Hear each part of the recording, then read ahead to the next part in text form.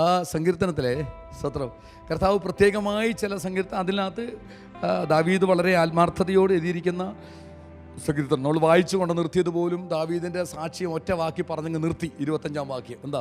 ഞാൻ പറയുക, ഞാൻ ബാലനായിരുന്നു, ഇപ്പോൾ ആരായി?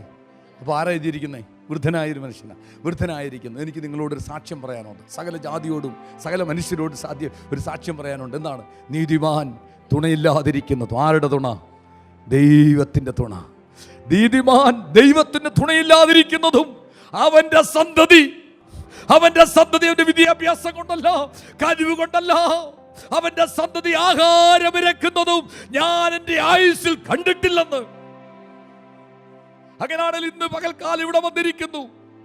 നിനക്ക് വല്ല വിദ്യാഭ്യാസമോ കഴിവോ ഒന്നുമില്ലെങ്കിലും ദൈവത്തിൽ ആശ്രയിക്കുന്ന നിന്റെ തലമുറ ആഹാരം ഇരക്കത്തില്ലെന്ന്.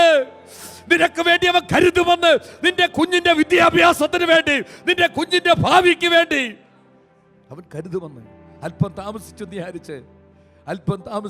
നീ മടുത്തു പോകരുത്. അതല്ലേ ആ ഒന്നാമത്തെ വാക്യം, നീ മടുത്തു പോകരുത്.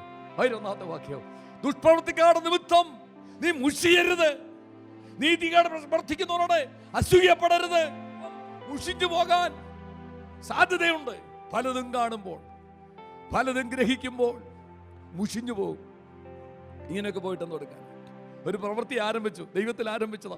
ചില തടസ്സങ്ങൾ വന്നു, ചിലരെതിരെ നിൽക്കുന്നു, ഉദ്ദേശിക്കുന്ന പോലെ കാര്യം ഇങ്ങോട്ട് മുൻപോട്ട് പോകുന്നില്ല. നീ മുഷിഞ്ഞു പോകരുത്. നീ തുടങ്ങിയ പ്രവൃത്തിയെ തികയ്ക്കാൻ ദൈവം നിന്റെ കൂടെ ഉണ്ട്.